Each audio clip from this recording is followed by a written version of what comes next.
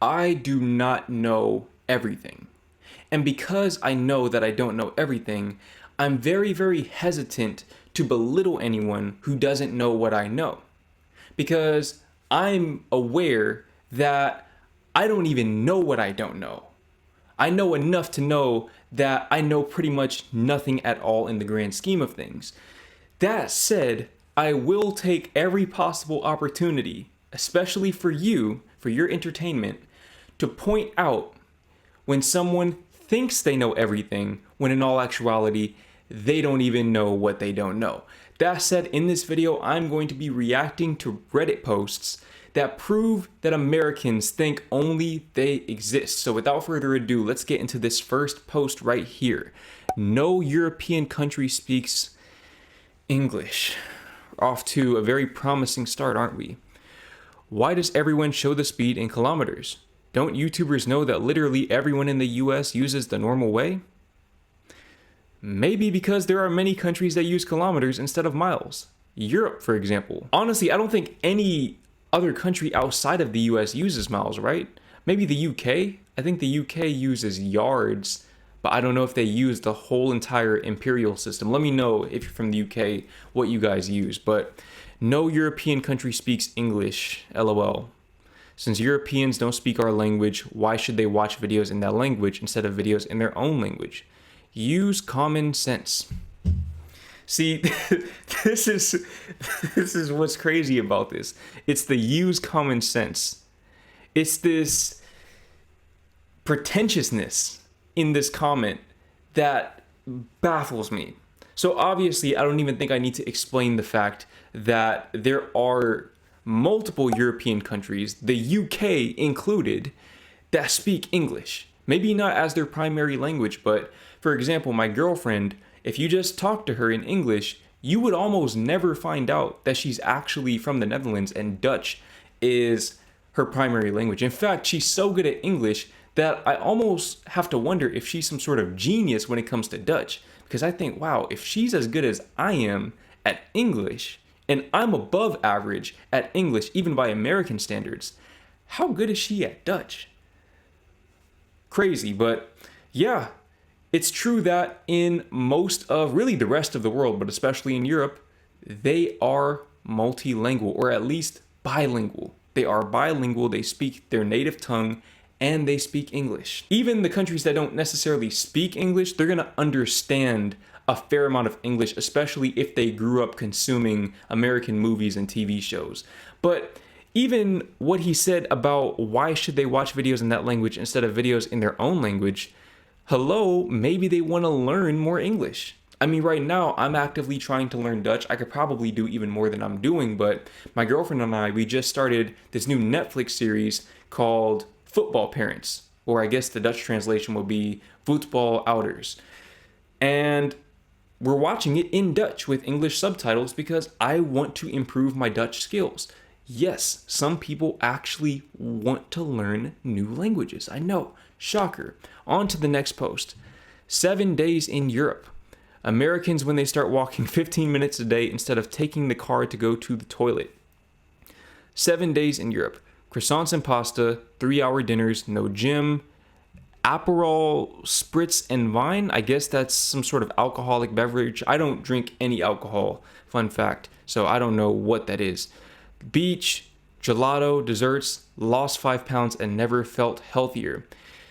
Yeah, that walking and especially that cycling, if you're in the Netherlands or really any European country that I've been to, so the UK, the Netherlands, Belgium, Switzerland, and Spain, any of those countries, I don't know about the other ones, but any of those countries, you can get around by bike or on foot. And that makes a very, very big difference when it comes to losing or gaining weight. As a matter of fact, for the last probably 2 years, I've been actively trying to bulk. So I've been trying to gain muscle. There was a point in time, look, I count my calories, I track my calories.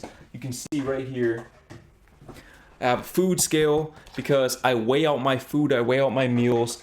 There was a point in time in the Netherlands when I was consuming 3,800 calories per day, and I was struggling to gain weight.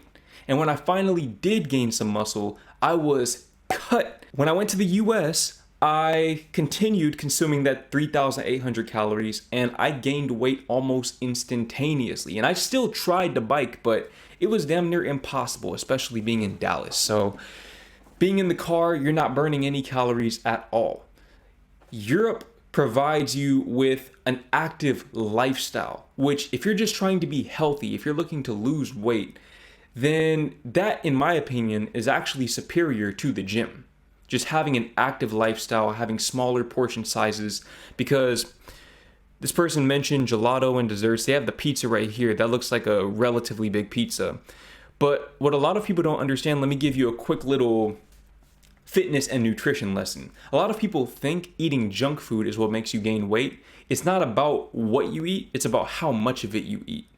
So because junk food tends to be more calorically dense, when you eat junk food, generally you're going to consume more calories if you consume the same volume of junk food that you would have consumed healthy food. So in other words, 100 grams of Oreos is going to have a lot more calories than 100 grams of, let's say, lettuce.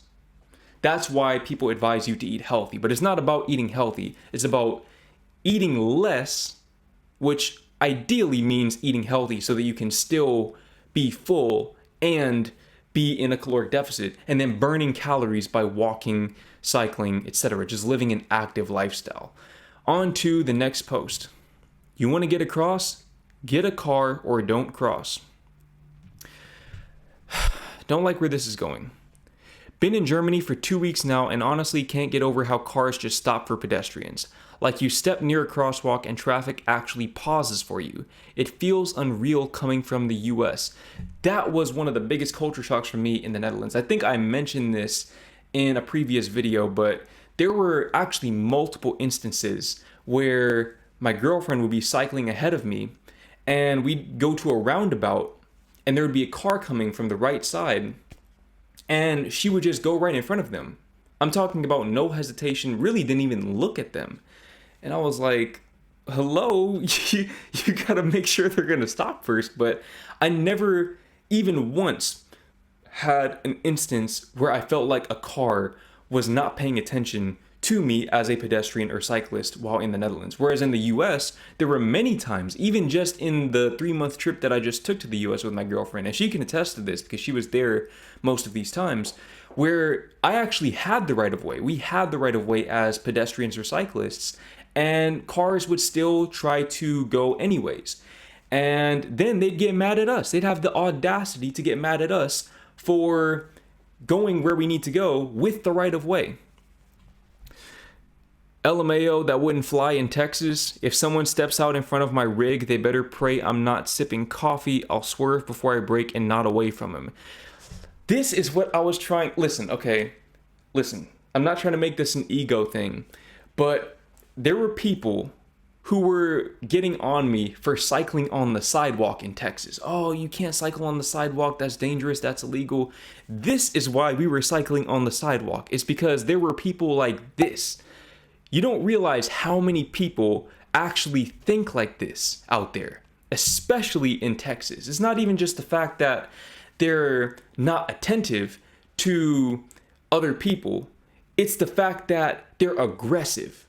That's what really scares me. And if somebody in a truck, he said in front of my rig, so I'm assuming he has some sort of truck. If someone in a truck decides that they want to make your life a whole lot worse while you're on a bike, there's pretty much nothing you can do to stop them. So if you ever wonder why I'm so skeptical or cynical about the right of way or about cycling infrastructure or the viability of having more cycling infrastructure or pedestrian infrastructure in Texas specifically, that is why. It's because there are people like this. Holy shit, are you saying you'd literally run someone over for trying to cross the street? Crosswalk or not, I don't care. If you don't got wheels, stay off the damn road. You want to get across? Get a car or don't cross. Simple. Again, a lot of people think like this. This person is one of the only ones who's actually bold enough to vocalize it on social media, albeit, but a lot of people think like this in the back of their minds. They get mad because people are walking. They think, oh, this person needs to hurry up and cross the road. maybe you just need to wait your fucking turn. People like this, I'm not gonna lie, this is sociopathic. Let's actually read some of the comments for this one. I try to keep car brain for special occasions, but I think this one deserves it. At this stage, it's not a state of mind, it's a psychiatric disorder. Exactly. This is what I mean. You can't just slap some bike lanes down in Texas and even densify the cities and expect things to change. You have to actually change the way people think. That's the problem that a lot of American cities are dealing with. And you have to remember, this is a place, Texas in particular, and this is where I come from, so I'm credible to speak on this. This is a place where abortion is illegal. You can't even get an abortion. I know it seems like it's completely off topic, but just to give you a sense of how those people think in Texas, they made abortion illegal in 2022. In 2022, they decided to make abortion illegal. That means it was legal before, and now it's not. They intentionally said, we're going to make that illegal. And yet, this is one of the states that is the most pro-gun in the country. Maybe the most pro-gun state in the country. That's the kind of person you're dealing with. That's the kind of people you're dealing with. Insulin is a privilege, not a right. It defies the natural order of life. You need to appreciate it through the price system, otherwise you would waste it. Yes, because people are just lining up to inject insulin because they just want to inject insulin. That makes absolute sense. I don't know if I'm more concerned by the fact that someone commented this or the fact that it has 41 likes. Who are those 41 people? Who are these 42 people so that I can file restraining orders against each and every one of them? Because this is, again, sociopathic thinking. And it's always the people with no profile pictures. It's always the people with no profile pictures who say stuff like this. Always. This is probably the same person who made this post right here. I would not be surprised if it's the same person. See, it's all making sense now. This is what America has to deal with. This is why, honestly, I kind of gave up on the idea of making America better. I just said, hey, you know what? Let me just make my life better and leave and go somewhere where people actually have, well, common sense and empathy, traits that are generally conducive to a well-functioning society and high quality of life. Something that a lot of Americans know nothing about.